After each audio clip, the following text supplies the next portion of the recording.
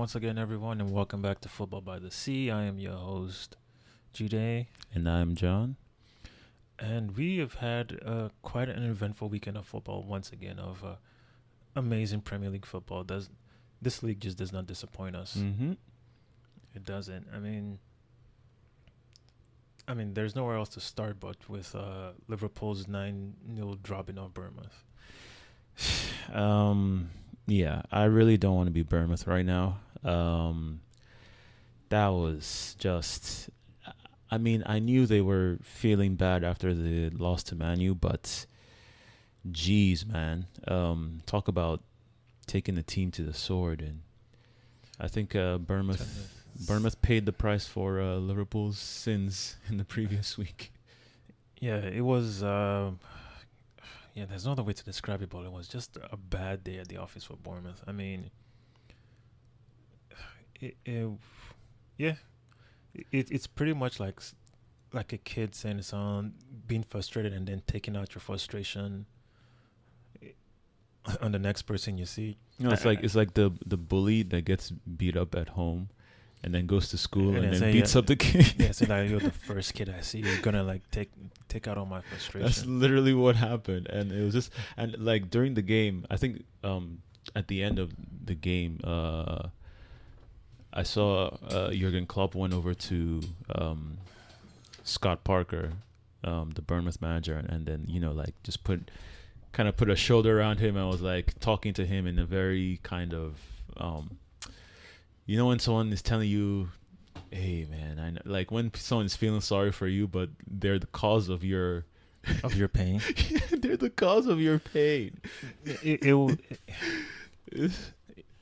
was so bad.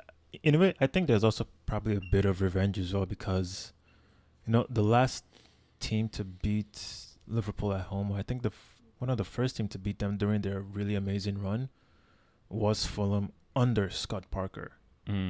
So maybe it was also like a bit of revenge, but still, I mean, yeah. It's still the thing that amazes me in this game is like it was pretty much almost the same team that faced United, right? And Salah did not even get a goal or an assist, which is crazy to me. So it just shows you how off they were to me in that Man U game.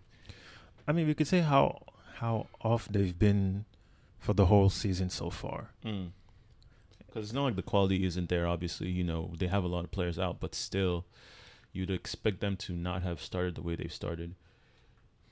Now, I think whenever teams get destroyed by such a large margin, I think in a way it's sort of out of your hands, because we've seen games where Liverpool have dominated teams like this, but they don't score this amount of goals. Yeah, no, not at all.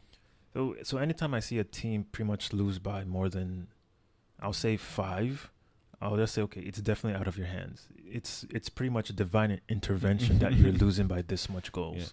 Yeah. And I mean, it's the Premier League record of goals scored in a single match, and the previous team to do that was also Liverpool against was it Liverpool? No, it wasn't. No. I think it was United. It was, sorry, my apologies, against Southampton. About 2 seasons ago, I believe. Yeah, and before that it was Leicester also against Southampton. So like Southampton have been on the list twice, which is amazing. But the thing that annoys me is that Liverpool just jumped to the top of the goal scoring charts from one game. Yeah, I don't know how. I mean, but I really think it's a reflection.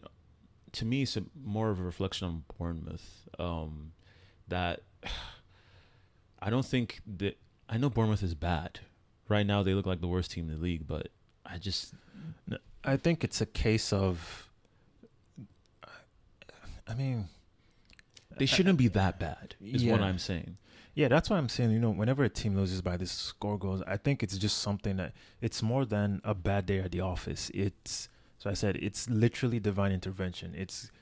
I guess it's God pretty much trying to teach you a lesson that you haven't been paying attention to, and it's like this is the only way forward to teach you something. You need to.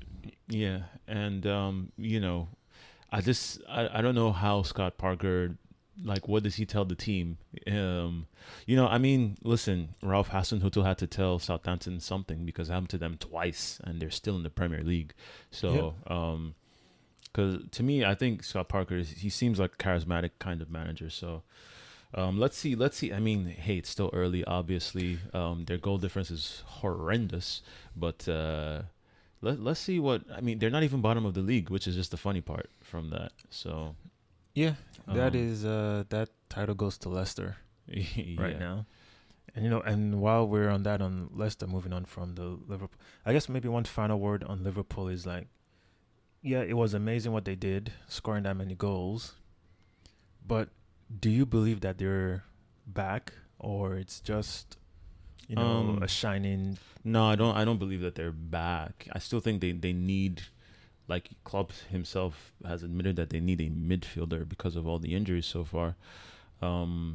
I That's not a reflection of their season, and they will still have tough games from other mid to lower table teams. So let's see how they do. All right. And so we mentioned Leicester, and so let's just go into them. I was disappointed in their game against Chelsea because they had the man advantage and still lost. Yeah, from 22 minutes on. I mean, first of all, Conor Gallagher, I don't know what the hell he was thinking. Got sent off for 2 silly fouls. Yeah, silly fouls. I think the second one is more egregious because he knew he was already on a yellow, and then he makes that sort of tackle. Like the first one, I can excuse maybe he was trying to be like a professional tackle, stop the guy, but okay. But the second one, no. To me, there's no excuse for that. Do you think it might be a result of the position that he's playing in, and also the fact that I can excuse someone being young and then being brash and they will learn, but like maybe the position that Tuchel has put him in Chelsea's system, as that kind of where he's supposed to be the engine and also like. I mean, it could be. It very well could be. I'm not sure why, because based off what he did last season at Crystal Palace, I was expecting him to kind of do the same thing at Chelsea, just hit the ground running.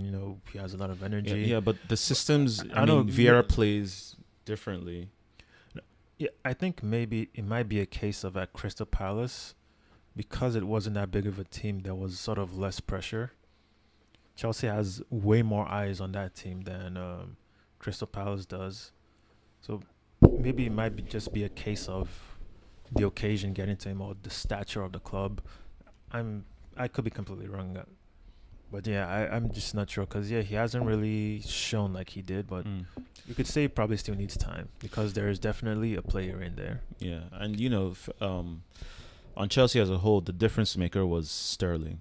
Sterling stepped up, scored twice. Could have scored a hat-trick, honestly. Yeah, and that's looking like a great signing. We already knew it was a good signing, but hopefully he can deliver for them throughout the season. But on the other note, Leicester is just.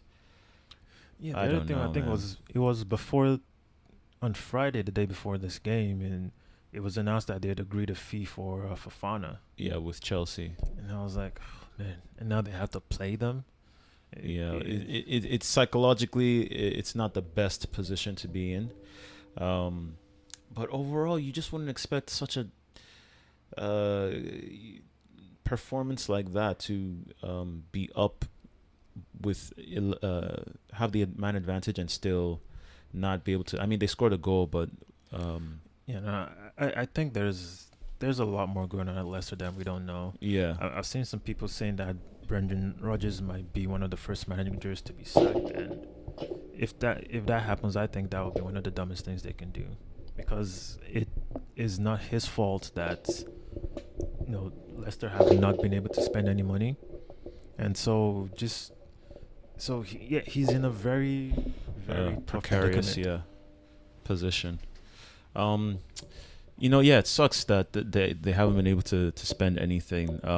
But I would still think that he could bring something out of those that he has there. It's not like he doesn't have talented players that wouldn't walk into some of the top 6 teams, as it were.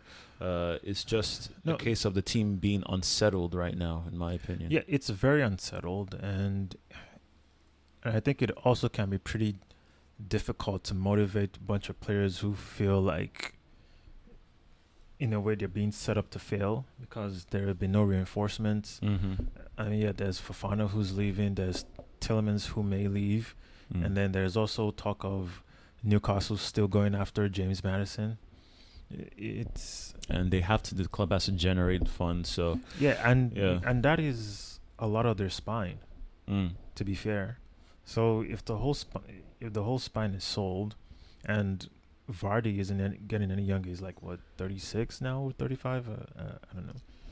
You know, and being that the window the transfer window ends at the end of this week, if they don't if they don't bring in that money, like, you know, I don't know what they're gonna do. But if they do, I expect to see some panic buys from them. Probably on deadline day. Yeah, probably will be. But I would say this is a season where I would say as long as Leicester don't get relegated, I think they would just take it as this is an off season. Yeah, quite possibly. And I'll say the next game on from that had something really, really interesting for us to look at was Man City and Crystal Palace. Oh yeah, I wasn't even watching this game like because I had to go somewhere and I just checked the score and I just saw 2-0 to Crystal Palace. I was like, oh my god. I was like, how is this happening again? How are I was like, surely not again. I was like, there's no way. I just wanted to know what Kool-Aid are they drinking at Crystal Palace that just makes them do this to City. I want to know also, man, because and then it also raised another question. This is like I think the 5th out of the last 6 games that City have played where they've been down by 2 goals. Yeah, I was also starting because I was like, oh, surely there's no way City is going to start this game because last week with Newcastle, you know, they were down and then it's happened before already this season. So I'm like, how is Man City shipping goals like this? Yeah, but that's the thing. All these games where they've been down by 2 goals, they haven't lost a single one of them. Yeah, and again, yeah, because that championship mentality, because they don't panic when they go down and they know that they can come back. So they always have that with them, and they have one of the best young strikers in the world. So yeah, I mean, it's definitely. But I mean, I was just like at the end of that game because you know City came back and Haaland hattrick. I started to think, I was like, maybe being 2 goals ahead by City is a more dangerous lead than just being by 1 goal or something. I mean, maybe that might be the way to actually beat them is to go 1-0 down against City and then come back. No, I mean, or if you're leading, you have to lead by 1 goal or 3 goals. It can't be 2. Yeah, because it seems like 2 is just not a big mountain for them to climb. Yeah, I mean, and they came back in great fashion with Haaland really. Yeah, shutting up doubters. Yeah, it started with it was a hat-trick. Bernardo Silva goal, though there was like a big deflection, but you know it doesn't matter. You take the goals however they come. And he did well to get into that position and you know make that shot. Yeah, and Haaland came. I think the first goal was like a header, and then the second one was I think it was a John Stones shot, but it was like a terrible shot, but it was like the perfect pass for him. And then his third one was just brilliant center forward play. Like I was watching that goal and I was like, I saw that the defender tried to like out muscle him or like push him, and he didn't even budge while he was at full speed. I mean, just took the ball and went to score. I was like, dang, that alone, I was like, okay, that is scary. Yeah, if you can't just muscle him off the ball like that, running that quickly when your momentum could easily make you like fall. It's so easy to make you fall, and he just took it like, bruh. Because you see like people with more stature than that being pushed off the ball because easily. The taller you are, the higher your center of gravity, so it's easier to fall. It was amazing. That I think he already has about what? I think he has four right now. No, sorry. No, he has 6 goals, so he's the leading goal scorer. But I mean, in his career, I think he already has more hat tricks than Aguero, Wayne Rooney, and I can't remember the other at just 21. it's truly scary what they have. Yeah. And the funny thing is, even after all this, people are still questioning if he's gonna like score goals. I was like, I mean, he's coming. He's hit the ground running. That's the like most he that scored City two could goals ask in his for. first game. That's the most that City could ask for. Yeah, it's and only one game that he hasn't scored mm, so far in the season, and that was the game against Bournemouth where they still won the game, like what 4-0. mm. I think the thing for teams to realize that like when they go up against City and they're in that unusual position, the sitting back and trying to soak up the pressure never really works out because City always find a way to break down the teams. So I think there has to be a different strategy whenever a team is in that precarious position. No, I think in a way Crystal Palace messed up because they were leading and it's like they just collapsed, Mm. and so they needed to be better defensively. I think it was That's what I'm saying. Like I feel like if a team was much better defensively and they were up against City, then yeah. But the thing is, most teams when they're like playing well against City, they've usually because City's not a team that crosses the ball in that much. Usually it's like a low cross because their players are not the tallest. yeah, But with Haaland, they can do that now. yeah. So that sort of takes away that. So I guess it's just like it comes back to what they say about the Premier League, man. You can't ever let your guard down, no matter what time of the game it is. Yeah, I mean, it was a good comeback win for them. Yeah, and also moving to the other side of Manchester, the red half, United. God, I think I would consider this a nervy win Mm. out Southampton. I mean, Lissandro Martinez was a butcher again. Just to use his nickname rather than say he was a beastie. He covered himself in glory again. Yeah, he's And really then- endearing himself to Yeah, the Old and then Trafford faithful. Casemiro came in for his first game. But this was a game where I felt Southampton should have had a penalty. McTominay handled the ball with both hands. Oh, I saw that. Because I didn't watch the game. I saw those highlights and I was like, Yeah. it was like he was trying to play. It wasn't even basketball because it was like it was all over his hand No, it looked like multiple times. It looked like a cartoon when they're like trying to catch Yeah. something and it's just the sound effects like yeah. And I where was like, someone's trying to juggle. and I just don't understand how VAR looked at that and thought, it was an accident. I mean, okay, fine. Okay, it hits his hand one time.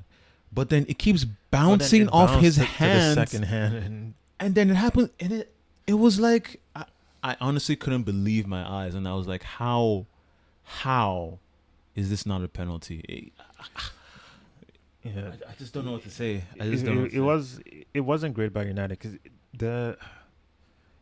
they tried to match the same energy levels they had against Liverpool, but they I mean, didn't click against a as team well. that's going to Southampton are going to soak up that pressure and try to do something it different.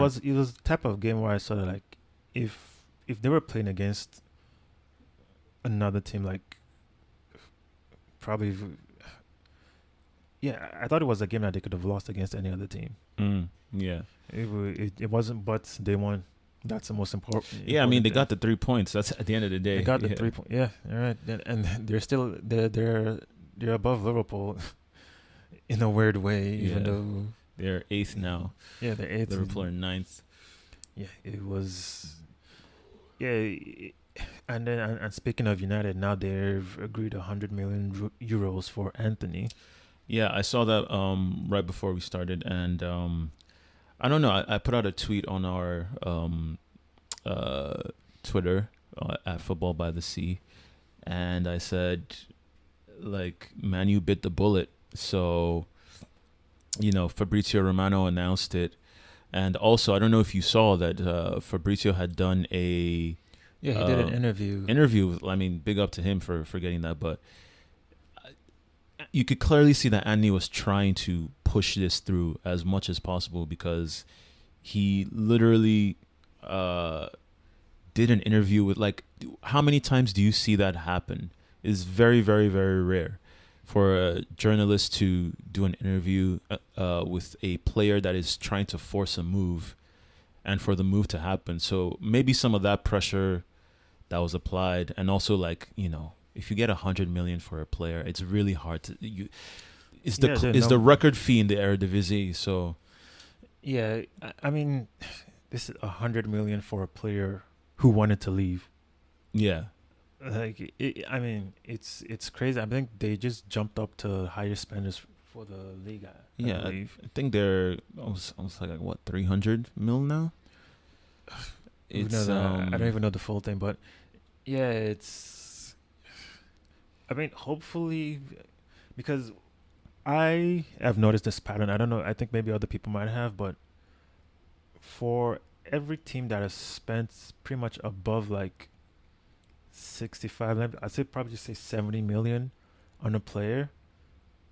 Almost every one of those players have flopped, except for I think Virgil van Dijk. I think I don't know.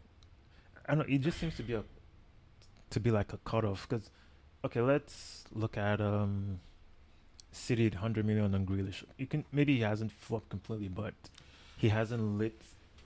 yeah. He hasn't done anything spectacular since he I went think there. the number one, the price tag does always bring a level of A scrutiny and eyes to it. of number one, unrealistic expectations, because again the market is ridiculously inflated. It's true, but then Grealish is not even matching his stats from when he was at Villa. Right, because I mean he's playing in a different system, different position. No, But those you are would all expect understandable, Yeah. but you would at least hope for him to at least the numbers he's getting to Right, at least right. double for that. Okay, their City. If we go to United, there was United Pogba. are big. They're one of the teams with No, the I would say well, like the two players that they have that are over the 70 mark. Let's just say Harry Maguire and Pogba, and you wouldn't say either of them really have lit a storm or and because they have the money to spend, clubs are going to charge yeah. those We amounts. could look at Arsenal, Nicolas Pepe, 72. Mm-hmm. It hasn't Same thing. really worked out. Lukaku, Chelsea. Yeah, Chelsea with Lukaku, with Kepa, the Mhm. goalkeeper, and in a way probably even like Kai Havertz, but he scored that goal in the Champions League. But then what else? Okay, let me ask you this: would you say the same for Neymar at PSG? In a way, yeah, because they keep winning the league, but their main thing is the main thing was Champions. like they brought him for the Champions League. And I mean, it's not just the Premier League. Even if you go to La Liga, they spent about Real Madrid spent about 90 on Hazard. Mm-hmm. That was it's not worked out at all. He's had like 4 goals in 4 years. Yeah, I don't know what Hazard literally his career was up at Chelsea, and then immediately at Real Madrid just like Yeah, it was just something I plummeted. noticed that like anytime it's like above 70, like the players just don't do it. I think maybe is this why City always stick to like players who are like between 50 to 60? No, because when you look at it, the players who are that price range do a lot, but that's pretty much the price range that City sticks to. And those players of all, I mean, Haaland is Haaland is about 60. I mean, when with add-ons and everything. Nunes, I'm thinking, is he also going to fall into that trap? Because I think he's close to like the 80. I mean, Mark. superstition or looking at those numbers. This isn't aside. superstition. This is just numbers. Yeah, I know. It's just I feel like with the way the markets have been going, it's one thing to say that's just the rate, pay it, but at the same time, when clubs know that they can take you for a ride and they know that you have a reputation for paying overly and excessively, they're going to keep, unless teams start to Yeah, and in a way, I think change that. I think United have been the team who've Yeah, they've been been taken the biggest for the most proponents of this. No, because as soon as this was announced, I saw some United fan on Twitter, like he was getting angry that people were like saying, "Oh, United is wasting money," or Ajax, going over them, and they were saying that like, "Oh, what about Chelsea and like these teams?" And the people were like, "You forgot Harry Maguire, you forgot Yeah. Pogba, you forgot like all these players in your So team." many. It was like just take the L and move on in this I mean, argument. How much did they pay for Sancho? I can't remember. Yeah, it was about 75. Yeah, so they're consistently doing this. So it's like Yeah, it's the one thing that the United fans can say about the Glazers is that they don't spend. yeah. The question is whether it's spending wisely. That's always been United's issue. They've always spent the money. It's just they haven't spent it wisely.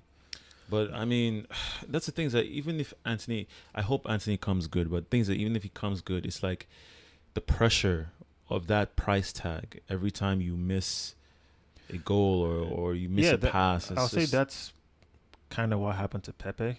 Because I was reading somewhere that Leicester actually wanted to take him on loan and were going to match his pay. But apparently he said he chose to go back to France. I guess maybe he wanted to place where there's less eyes on him because he actually took a pay cut to go back there. Right. I think he actually played his first game this weekend against Marseille, and I think they destroyed them like 3-0. I think Nuno Tavares scored. Again? Alexis Sanchez scored. Wow, that's interesting. There's like a bunch of ex-Arsenal players. Yeah, I mean, that seems to be part of their, going off topic a little bit, strategy to either develop or find a market for their but old players. Tavares is playing as a wing back and not as a left back. Right, which I think to me was always a better position. Yeah, for that him. suits his game a lot more. But yeah, off that. But yeah, just back to the main thing. Yeah, the fee is a lot, but but I think it could work because he's someone that Ten Hag knows very well. Mm-hmm. He's played with him. That trust is already there. So, but it to me it's not enough because some changes need to be made. For how Ten Hag wants to play, he definitely wants a goalkeeper that can play with the ball at his feet. Mm-hmm. And De Gea is still number one for now. So a lot of that is not gonna work out just yet. But I think probably like maybe the next summer transfer window, then maybe they might go for the goalkeeper they want, or might just bring back Dean Henderson, who's been having a decent time at Forest, even though they lost the game. But I mean, speaking of Dean Henderson, you saw that he saved the Kane penalty. First player to save a Kane penalty in 4 years. Yeah, I mean, he tipped his hat to the fans. No, he's been playing for Forest. Yeah, and watching his performances there, you think, maybe, yeah. Maybe. But I mean, here's the thing: David De Gea's shadow is very large at Old Trafford. He's very large. Like, yeah, even though he's not good with his feet, he's an amazing shot stopper. Like, he just I think he's the best goalkeeper in the world at using his feet to save the ball. Well, I don't know. There's an argument for. I think Ederson is good at that also. No, sorry. Allison. Sorry. Not as good as De Gea. In my opinion, not as good. Because there's so many shots that when you're low and that close, trying to like drop your body to do like De Gea saves. I think he saves more with his feet than any other goalkeeper. Well, that's an interesting stat. Yeah, and moving on to some of the other like quiet games, Brentford won, Everton won. Everton were below par again, though they could have won this game, but then Brentford scored in the last 10 minutes. Yeah, Everton needs something. I'm sure they're going to be busy on deadline day also. They have to be. They definitely have to be. And a game that was pretty interesting, Brighton Leeds. Two teams going at it, but Brighton they're just getting it right, and they were able to come out on top against Leeds. Yeah, I predicted I thought it was either going to be a 2-2 or like a 3-2, but I predicted Brighton to win. But it makes sense that it was close also because they're very closely matched teams in terms of quality. Yeah, but then I think after this game and everything we've seen so far this season, I'll say Brighton is ahead. Yeah, I agree. Is ahead, yeah. Graham Potter is he's just getting that. To me, he's gotten that team clicking like a fine engine. I agree. And the last game on Saturday was the Arsenal versus Fulham game. Yeah, a game that this is the first game in which Arsenal have conceded first this season. Yeah, and a game that most people say last season they probably would have lost because their goal came from a mistake by the Arsenal defense.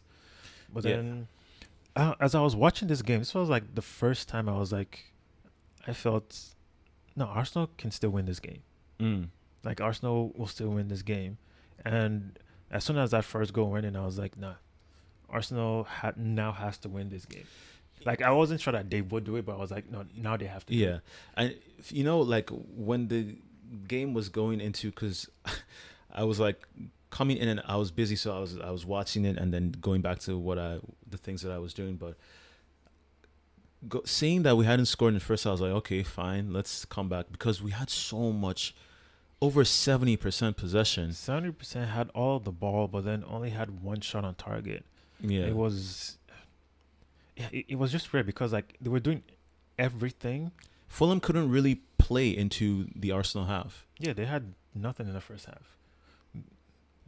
Yeah, it was. And even the second half, the way it started, Arsenal were on the front foot. It was only until that mistake happened by Gabriel, and you had seen before that Mitrovic had tried to get at him before. So I thought he would have, been more careful. But no, I think he had gotten away with it earlier, so he probably thought he could. But the things that we've seen Gabriel do this before, it's happened last season. Yeah, it happened, and it's happened. But then you could definitely tell that like the mentality is different. Yeah, this season, and I guess his teammates didn't get on him either, and the stadium did not get on him either. Which is something I noticed that because I heard on the TV, you could hear immediately Mitrovic scored for Fulham. The Arsenal fans were singing Arsenal and chanting, and I was because I'd never seen that. That belief, and I think no matter what Arsenal does this season, I think to me that's the biggest thing. Yeah. Because seasons past, you could feel it even from the TV. Tension. No, as soon as that it's you just hear the groans and it's like you just feel like, and I think this time that energy is really transferring from the fans into the players. And I think if anyone has watched the Arsenal All or Nothing documentary, that was something that Arteta was consistently talking about, building that connection. But I think even other people are saying it, that they haven't seen this kind of. Yeah, other people are starting to say it. I saw some dude was like, he said he lives about a few minutes away from the stadium, and he said he never hears them, but he said that this season he's been hearing them. Yeah, which is like, and he said he said that that's huge. That's different. That he can never, because people used to call the Emirates like a library. That that just was come there. Yeah, but it's different. But they came back to win. One of the funniest thing was Zinchenko was on the bench. Oh yeah, I saw that. One of the stewards thought that he was a pitch invader because he wasn't. He was wearing like black. And then they tried to, I think it was like a split-second thing, but that was kind of funny. Because I saw him on the TV too. I also thought I was like, who is that guy in black hugging all the players? But that was funny. And that's good, team spirit and camaraderie, even though he wasn't playing. Because before the game started, Zinchenko and Partey were listed as out because they had injuries. So Tierney came back into the side on the left, and El Neni came in for Partey. And I would say, Tierney, the way he looked, I think he still needs a little more time to be completely, totally match fit. But it's good to have a high quality option to come in to replace someone that is good. But the difference between Zinchenko and Tierney's style, it was very clear because, Tierney doesn't have that, I would say, link-up ability and passing ability that Zinchenko brings. I agree. I completely agree with that. And the thing, when I saw the lineup, I was more worried about El Neni in the midfield than Tierney. But the honest truth is, it didn't really affect the game that much. Yeah, El Neni did a decent job, in my opinion. He did a decent job as I get. He played more as just like a facilitator and like a defensive midfielder. Yeah, he didn't have the same sort of passes, but he did well. He kept the ball, and Tierney played his usual self. He was a lot more attacking forward, and it didn't disrupt the flow of the players that much, man. But it was the first time you saw that this team actually has some resolve and there's some belief in this team. And there was like I said, those to have a team that can go the distance in different competitions for a long season, you need depth, and having that, I would say, obviously, the Partey to El Neni there is a drop, definitely, but El Neni can come in and do it. Everyone knows that, but I think that El Neni constantly gives you either a 7 or a 6. It's Yeah. never like a bad game. Yeah, and I would say, like, whether Arsenal go for Tielemans or someone else, I think that sort of DM position. I think the right wing position is good, because to me Saka didn't really have a great game, to be very honest. He didn't. He definitely should have scored. He hasn't played that great this season, but he's been okay. He hasn't been bad. I would say, but I think he definitely needs like a bit of a rest and some competition. Right. Because in a way he's been Arsenal's best player for like the last 2 seasons. Yeah, and you can, like, And he's he's only played a 20. lot of football, and he's played a lot of international football. So like Arsenal is linked with Pedro Neto right now, but I think Wolves are looking for, They said about 50 million. 50, and I was like, there's no way. I think there's no way that will happen except if Arsenal sell a couple of players for decent fees, and so far they've been having trouble.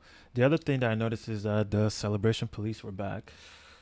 Oh, jeez. I don't know if anyone remembers Richard Keys, who used to be on Sky Sports, but then he was fired for sexist comments and stuff, and started complaining about how Arsenal was celebrating too much. And then it pretty much took like an ex-player in Nigel de Jong, who used to play for City, that it was like, I don't understand why this is bothering you. It was like it was like, you need to look at the bigger picture. They haven't enjoyed much for the last couple of years, and in this game they actually showed results to come from a goal down against a Fulham team that everyone has said looks pretty good this season. Drew with Liverpool. But his whole argument was, he said Arteta was irritating, like waving his arms around. And I was like, he finds him extremely irritating. I was like, when do pundits talk like that? Yeah, it seemed kind of like, clickbait, like he really just wanted, and it seemed like, and because it works, because now we're talking about it, right? And it got a lot of people responding, because it seems that this whole celebration police thing has only happened since when Arsenal started winning games. Yeah, I mean, it's happened to one other team. I think it happened sometime last year. I can't remember what the team it was, but yeah, I was like, yeah, but it's mostly happened to Arsenal. They're like, what is... My thing is, people have been locked up in their houses for 2 years, and football has come back to help people. Just, it brings levity to people's lives. So it just doesn't make sense to try to police a team that's coming back from behind. He tried to backtrack and say that he understands if the fans celebrate like that, but then the players he understood if it was like a semi-final of a cup. No, but he tried to backtrack a bit and say he understands if fans celebrate, but not players. And you watch it again, I was like, what did the players do that was... Yeah, nothing was overly... I mean, Gabriel makes a big mistake and then comes back and scores the winner. I mean, I would celebrate that. And then I was like, if this guy has ever like played the game or something, I was like, if you come back from a goal, and that's the thing I don't get. This is a Fulham team and he started talking like, well, it's Fulham. They're celebrating against Fulham. Yeah, what do you want them to do? Just like stand? Yeah, it was like, so are you saying that the match should end and then maybe they clap once or twice and be like, okay, we move? I was like, I mean, everyone always celebrates a comeback win like it's... Yeah. A comeback win is always a big deal. Yeah. Because you showed something. You showed grit and tenacity. You said that, if this was against maybe Tottenham or Liverpool, you understand. And I was like... Anyways, but moving on from that, yeah, it was good. And then Arsenal still remain top. And for me, Martin Odegaard was the man of the match. The way he facilitated all the play, I don't think Arsenal would win that match without him, because after they went a goal down, he basically willed the first goal into the back of the net. It had a nice deflection, but he was the one controlling everything on the pitch. It was a similar comeback to the City game. The first goal that started the comeback was like a deflected goal. Yeah. And another thing that was very interesting was Bernd Leno was just having a very nice game for Fulham, and that always happens to like a lot of teams. A former player leaves, and especially if it's like a goalkeeper, and then they come back to their old team, and it's like you're having it's like they go Super Saiyan. Yeah. I was like, really? Of course. But I mean, he couldn't stop the second one from bundling in, but I saw him. No, he had a good game. The first goal, was a deflection. So you can't say anything to him about that. The second goal was just the players just threw their bodies out there, and And yeah, so Arsenal's still top of the league. Moving on to Sunday, West Ham have their first win. Villa just in the mud. Yeah, that was also West Ham's first goal of the season, which Yeah. was also a deflected goal. I'm surprised I don't think I'd been really paying attention to where West Ham was, but they were sitting like towards the bottom. They were bottom. Yeah. Because they had lost all their previous games before this. Yeah, so I think they're 16th now. Yeah. Um, Villa, kind of the same thing. 1 win and 3 losses. yeah, Villa not really doing. Villa been very disappointing. I think Coutinho got hooked off,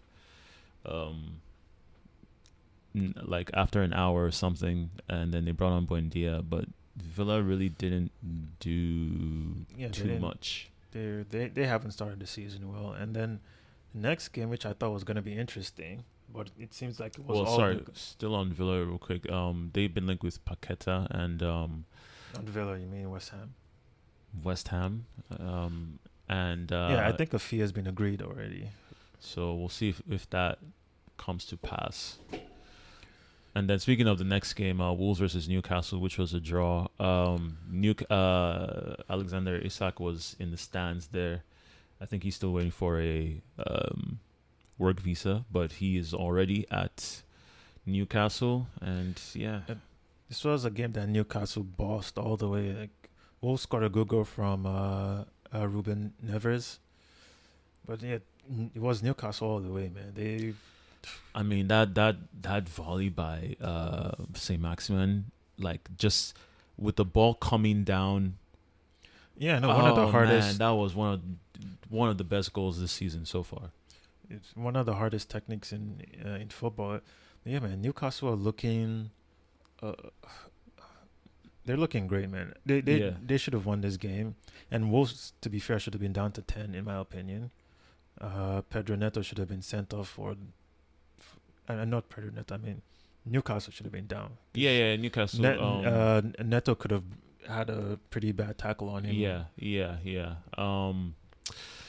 Again, refereeing, but yeah, I mean Newcastle showed grit to come back. I think it was in a close to 80 something minute that they scored, and they could have gone on and won. I think, but they could have. But yeah, they are looking. They're playing well. They're just not winning. Right. So they've gotten like 3 draws so far. Yeah, I think they're also one of the. They're also one of the few unbeaten sides remaining. So, speaking of unbeaten sides, Spurs remain unbeaten. Yeah, in a way, Spurs and Arsenal are kind of similar this season in that they're both winning, they're both unbeaten. The only difference is that Arsenal is playing attractive football while Spurs are playing some of the ugliest, boring football you'll see. I mean, they won't care if they win anything. No, they won't care. And this is not like a jab at them because even Spurs fans are saying it. Yeah, they are. They're like, the football has been terrible to watch, it's boring, but at least they're winning. Because and which, to be fair, is the most important thing. In some of the games, like even this game, Forest had chances. Forest started the game well. But the difference between them and Spurs is that Spurs just have clinical... some of the most clinical finishers in Europe. And pretty much they have like the best striker in Europe. I mean, I guess you could argue that top 5. Yeah, top 3. I guess I'll give. Or you could say in the Premier League he's the best. In the Premier League, yes, he's the best striker. I mean, he scored 2 goals today. You can't say could have had a hat Karim trick. Benzema is still. Yeah, but I'll say Benzema still is ahead of him. But I would say today he could have had a hat trick if not for the penalty that was saved. But yeah, but then still though, like the second goal he scored, just terrible defending. Like, horrible. How do you leave someone like Harry Kane unmarked? And they were all ball watching the Forest players. And I mean, I understand if maybe they're man marking someone like Harry Kane and Son, and then maybe someone else from like the midfielder gets the header. But it was really bad because all of them were looking towards where the ball was being crossed from, and none of them were Like, paying attention to the Kane. closest play was like 2 or 3 yards away from him. Yeah, that it was bad. It's very similar to the goal he scored last week against Wolves. Right. You just like, how are you giving someone like that a free header? Free header. And First of all, he's great at those diving headers. Yeah, no one from the opposing team should ever be getting a free header in your own box. And the fact that you're giving it to one of the best strikers ever. I mean, he's moved up to like top. I think he's top 2 or top 3 now. Joint third. Highest goal scorer in Premier League history. No, I mean, when I see stuff like that, it just infuriates me. No, I mean, this has nothing to do like against Spurs. It's just like, as someone who loves football, like doing stuff like that in defense is just like Unforgivable. I can't imagine how any manager would feel seeing something like that. Yeah. It was not great. Well, yeah, that was all the games this past weekend, and so after that, Arsenal is still top with 12 points, like maximum points, and then we have City in second with 10, Tottenham 10 as well, and Brighton also with 10 points. So that's the top 4. All 4 teams still haven't lost a single game. And then we have Leeds in 5th, and then Chelsea 6th, Newcastle also unbeaten as well in 7th, United 8th, Liverpool 9th, and Brentford 10. So, well, like I said, it's still early. Mm-hmm. Things can change, but it's an interesting looking table right now.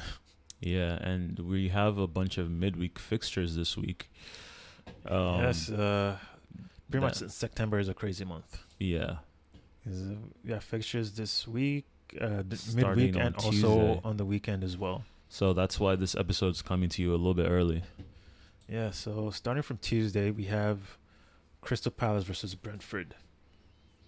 Yeah.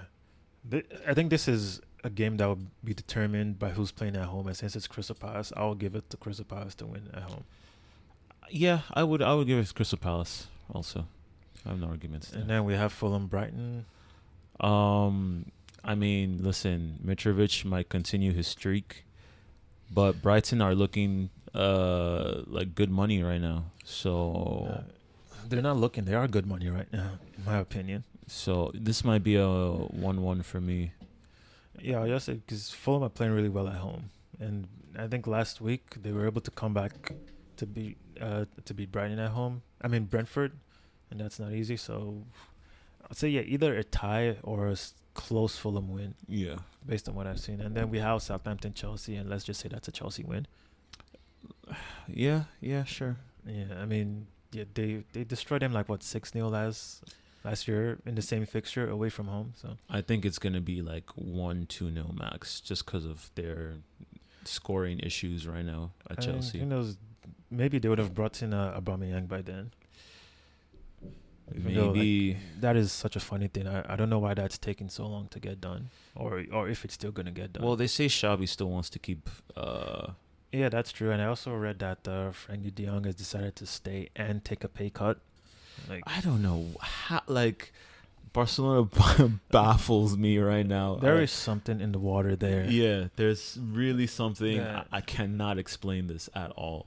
Because so many of these players are taking pay cuts to go there, and I understand there's the prestige of being at Barcelona, but these are people's livelihoods. I mean, I think there's something. I think there's something that they must be like, hypothetically speaking, that they must have promised them, and they must have deals with those players of how much they will make. Because I don't think those players are just forfeiting all that money. You know what I mean? Yep. Who knows, man? Who knows? And then finally on Tuesday we have Leeds versus Everton. I trust Leeds more than I trust Everton. Yeah, honestly, and it's Leeds sad to at say, but yes, I trust Leeds more than Everton. Yeah, so I would give it to Leeds. I know Everton's going to try to start on the front foot. They might get a goal, but I think Leeds should. Yeah, I mean, Everton could win, but I feel the percentage is higher with Leeds doing something. They have more confidence, and they only just narrowly lost against Brighton. So, and next day, Wednesday, we have Bournemouth versus Wolves. I mean, Wolves aren't scoring. Bournemouth isn't winning. Nah, I would still give this to Wolves. I mean, actually, Bournemouth. I think they need a response. They need something to kick off their season because. Yeah, I mean, they just lost 9-0. I mean, Yeah. I really, but Wolves also, with the draw against Newcastle, they'll want a win away. I think it'll help Bournemouth that they don't score a lot of goals. Yeah, that's the thing. So, the only thing that I'll say Bournemouth did was they surprised me when they beat Villa in the first game of the season, but then that now looks more like Villa being bad and not Bournemouth being that good. So but Bournemouth needs some sort of response. I mean, the most I could give this is like a 1-1. Yeah, I think I'll slightly give it to Bournemouth. I think they'll be way too fired up to want to bounce back. Well, the thing is that Wolves just are to me a better quality team than Bournemouth. They are, but they don't score goals. Okay, let's see what happens. They don't score. And then we have Arsenal versus Villa. Arsenal is playing at home, so I would give it to Arsenal. I would give it to Arsenal. If it was away, then I'll say it's a bit tricky. No, even if it was away, at this point in time, Villa is not really doing much. Yeah, Villa aren't playing well right now. Yeah, but it's I don't still know why that is. Yeah, but like I said, it's still the Premier League. You can't just write off anything. Of course.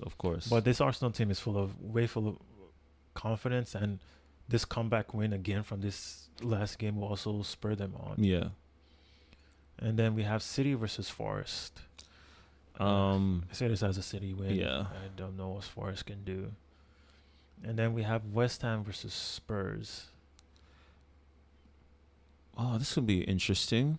Well, West Ham have only, I guess they've just started their season with that win, so that'll give them a little bit of momentum.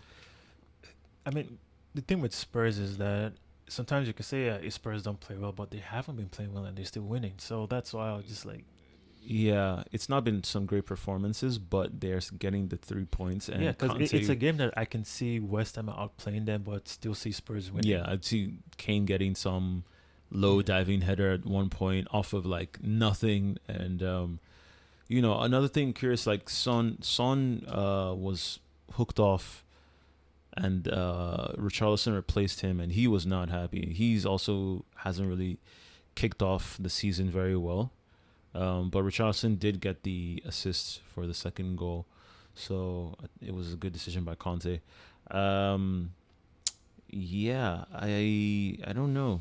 I think I just forgot it's a London derby again.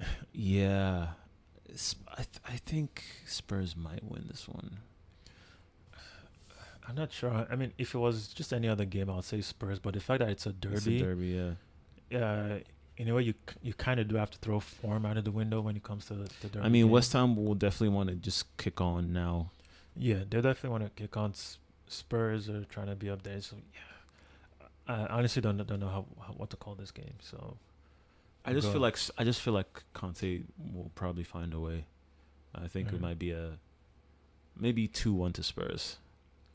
All right, and then finally on Wednesday, a game I'm actually looking forward to, Liverpool-Newcastle. This was a game Newcastle should have won last year. Because Newcastle actually outplayed Liverpool last year, but Liverpool did what Liverpool does. Yeah, and given Liverpool's current injury predicament, it's definitely not going to be a 9-0, but I feel like Newcastle can get them because of the defense, not the injury issues Liverpool have. I also believe so. And then Saint Maximin and those guys are full of confidence. Saint Maximin is gonna pretty much anyone who can dribble a little bit always puts Trent on toast. And Saint Maximin does that to defenders that are way better than Trent. Yeah, and maybe Isak would have been maybe he'll play. I could see him debuting if they are winning. No, I feel like if Newcastle can score the first goal, I can see them winning, but it's still Liverpool at Anfield. Yeah, they're still going to Anfield, so that is always, you can never ever. Yeah, you can't just write them off. at Anfield. But yeah, but I'm really looking forward to this game. Yeah. I'm really interested. I don't think Liverpool will score like even more than 2 goals max. I think it might be like a 2-1. And then on Thursday we have Leicester versus Manchester United. I want to give this to Man U because Leicester are down horrendous in the league. Yeah, I think Man U might be a little shaky. Leicester might score one. Man U might score two. Well, Leicester have an okay record against United at home. Last year I think they beat them like 4-2. I mean, I could see Vardy scoring, or what's the guy with 2 first names? James Justin. Oh, yeah. It will be interesting to see what happens because this is, I think, Thursday is when the window closes. Yeah, the window closes. So who knows who might have come in? Maybe Ronaldo would have left. Or maybe Ronaldo will still be there. Yeah, maybe. Maybe he'll still be there. Yeah, that's going to be curious. Yeah, Very really curious. interesting to watch. And then Friday, Chelsea West Ham. Then it's like we have a London derby like every day, every match day. Or maybe we just have too many London teams in the league. Wow, that's crazy. So West Ham and Spurs are playing on Tuesday, and then West Ham is playing Chelsea on Friday. Actually, no, they're playing on Wednesday, and then they're playing on Friday. Oh, that is a ridiculously fast turnaround. Thank you, World Cup in the middle of the season. Yeah, that was horrible. That just looks unfortunate. Yeah, I mean, you have to play Spurs. I mean, okay, fine, they're playing Spurs at home, but then they have to go. They're playing Spurs on Wednesday and then Chelsea yeah, but then they have to Friday. go to. Well, at least it's both in London. I guess maybe that was the only thing that they. Yeah, it's two. I mean, they're close to both. Yeah, but those are 2 very, very difficult fixtures in West Ham's season, like literally one day apart. Yeah, it's only West Ham that has this issue. Like, whoa, what? Yeah, that's crazy. Why couldn't they just move this game to? I don't. Yeah, they should have moved it or Sunday. Like that is crazy. Yeah, that's messed up. Yeah. I think I'll give this to Chelsea because they have more recovery time than West Ham. But that's the thing. You never know. West Ham could still be up for it. Yeah, no, I would always give it to the team that has. If West Ham are able to pull a result out against Spurs at home, I think they will have more of a juice. Obviously, they will be tired, but I feel like they might have some sort of. Yeah. Obviously, wishful thinking. Anyways, but I just see it as a Chelsea win. I just think it's unfair on West Ham. Yeah. And then moving back to Saturday, Sunday games. Before we, that means our next one is going to be a lot of discussion because we have so many games to go over. Saturday, it's the Merseyside derby. Ooh. Everton, Liverpool. Ooh, let's just give that to Liverpool. Everton. Yeah. Everton don't turn up for this. It's just not. Yeah, in the current form, I mean, listen. The only player I think that might turn up would be oh my days. Anthony Gordon. No, he might turn up, but their keeper, Pickford might be the only one. I don't know. Pickford is like the same in every game, just yelling at everyone in front of him. He doesn't have great people. I mean, he's a good keeper, but I mean, and I'm curious to see how he plays in his new role against Liverpool because he has been, he's become that engine for them in that deep line, I guess, playmaker role. And then next game, it'll still be fun to watch, I think.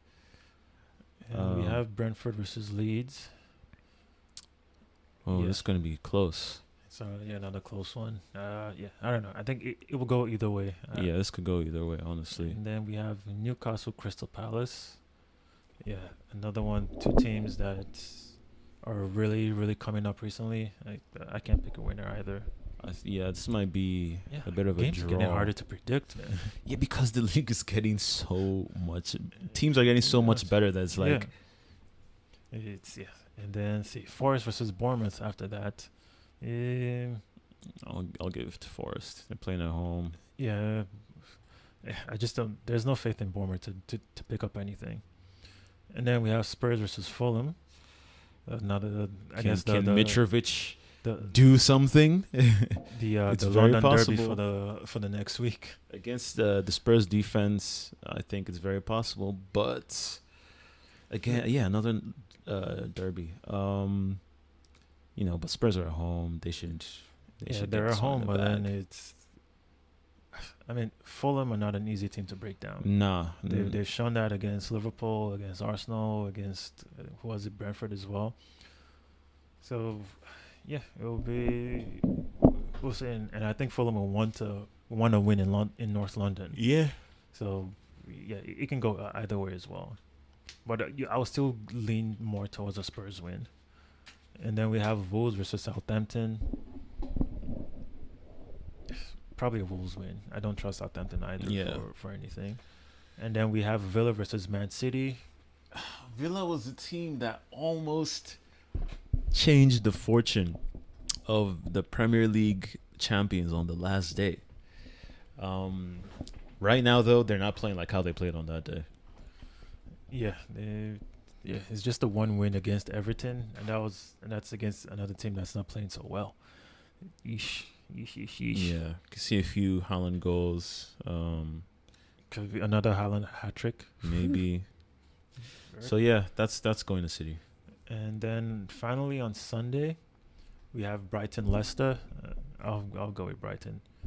Yeah. Brighton have shown more that they're pretty much, like I said, they're a well-oiled machine at this point. And then we have the early days of the Premier League rivalry, Manchester United versus Arsenal at Old Trafford. This is going to be a very interesting game. A lot of people are seeing this as a test for both teams to see where both teams are at right now. I think it's more of a test for Arsenal because Arsenal have been in this position where it's like United are not playing well, and then you're like, oh, this is going to be one of the best chances to go to Old Trafford and win, and then they lose, right? It happened last season. It happened last season. Yeah, it happened. I think. I mean, I think the season before they actually won at Old Trafford, but it was just a 1-0. But the season before that, they didn't win. So, I mean, but based off what we've seen, style of play and everything, you would still say Arsenal, because there's more about Arsenal this season. While United, you could say, are still finding their feet.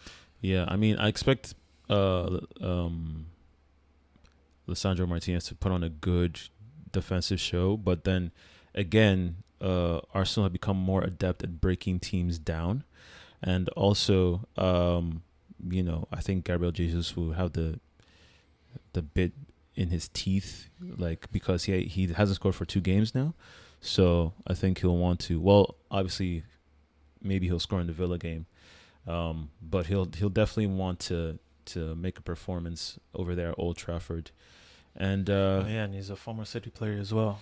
Yeah, and like you said, Arsenal seem to have like a different mentality. Now it's up to see if they can actually produce at Old Trafford when Man U are not in their best position. Granted, Man U may get a win midweek. That'll give them momentum. And you can't write off Ten Hag, because Ten Hag has showed, especially against Liverpool, that he has that tactical nous to switch things up and play a different style that may not be, his style, but would guarantee that they don't lose. So let's see what happens. I think this is going to be a good game. I think it's coming at a good time. I'm excited. All right. And that is all the games. A lot of games. A lot of football. A lot of games.